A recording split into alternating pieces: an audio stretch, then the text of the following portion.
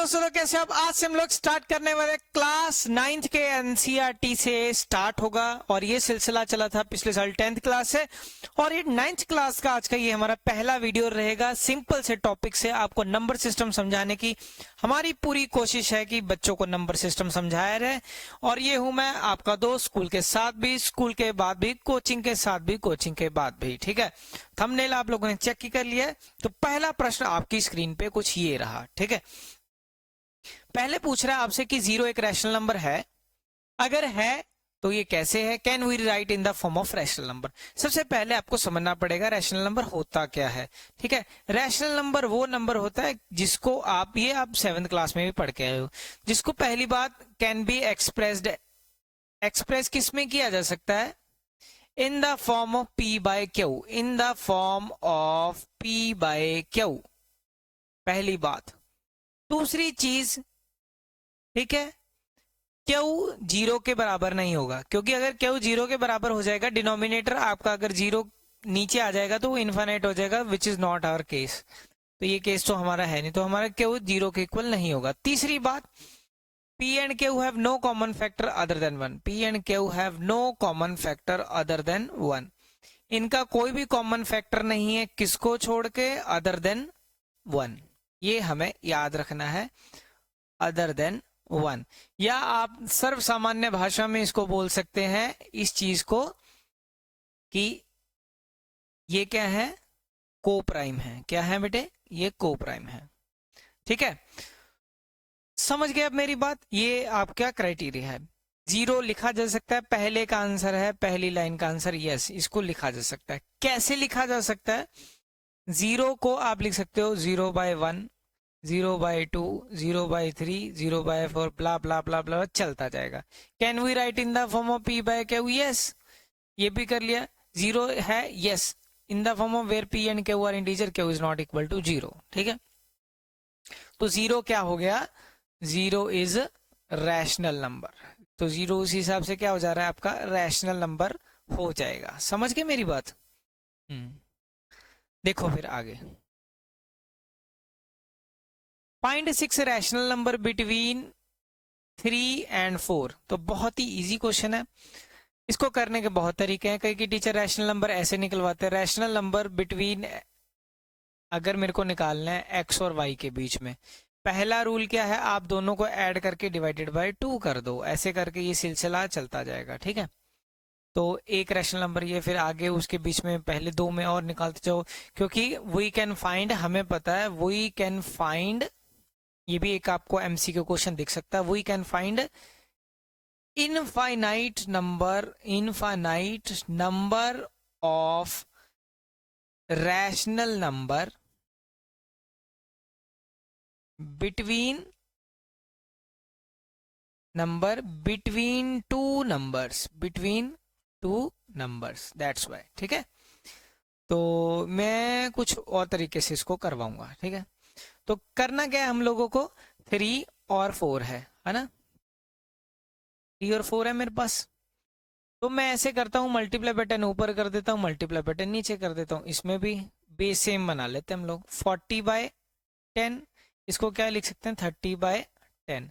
और इनके बीच में मेरे को क्या निकालना है, 6 रैशनल नंबर निकालने हैं। कितने निकालने हैं, 6 रैशनल नंबर निकालने हैं। तो इन दोनों के बीच में रैशनल नंबर जो 6 निकलेंगे, पहला निकलेगा 30 के बाद क्या आएगा, 31/10, 32/10, 33/10, 34/10, 35/10 और 36/10।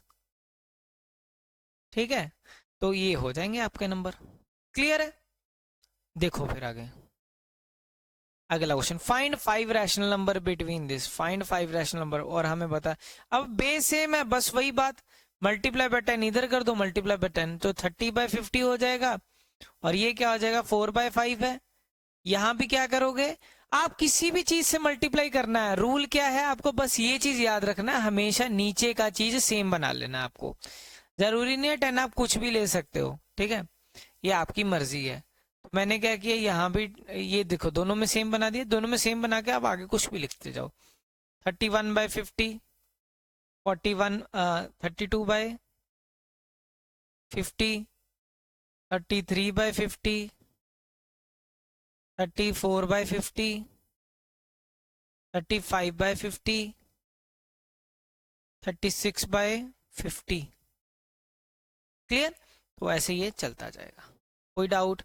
आगे देखो फिर, state whether the following statements are true और फॉल्स। तो ये हमें बताना है कि ये ट्रू है कि फॉल्स है। सबसे पहले हमें इस चार्ट को समझना पड़ेगा, ठीक है। रियल नंबर, ठीक है, तो ये चीज समझ आएगी। रियल नंबर एक के दो बेटे हैं। पहला है रैशनल नंबर। क्या है? Rational number. आपको ये चीज समझना पड़ेगा। इसका कौन है? Irrational number. इसका कौन है? Irrational number. ये जो क्वेश्चन है ना, ये पहले चार्ट आप याद करोगे, चार्ट को अपनी कॉपीज पे जरूर बनाओगे, ठीक है। पहले ये चार्ट समझोगे। इरेशनल नंबर, ठीक है। इसके आगे कोई बेटा नहीं है। इसके आगे सबसे पहली बात इंटीजर है, होल नंबर है, नेचुरल नंबर है, नेचुरल नंबर है, ठीक है।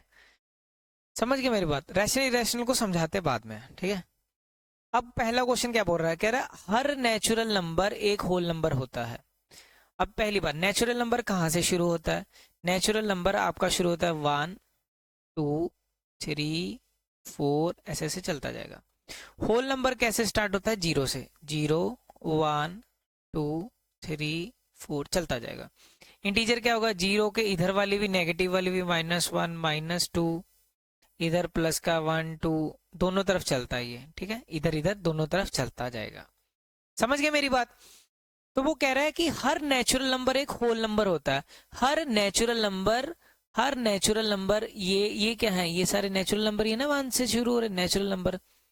कह रहा है हर नेचुरल नंबर जो होता है, हर नेचुरल नंबर एक होल नंबर होता है। यस।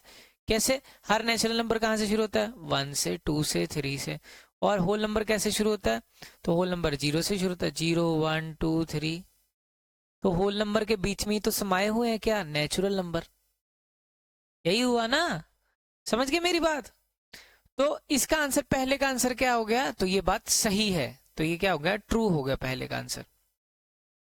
कह रहा है every integer is a whole number. कह रहा है हर इंटीजर एक होल नंबर होता है।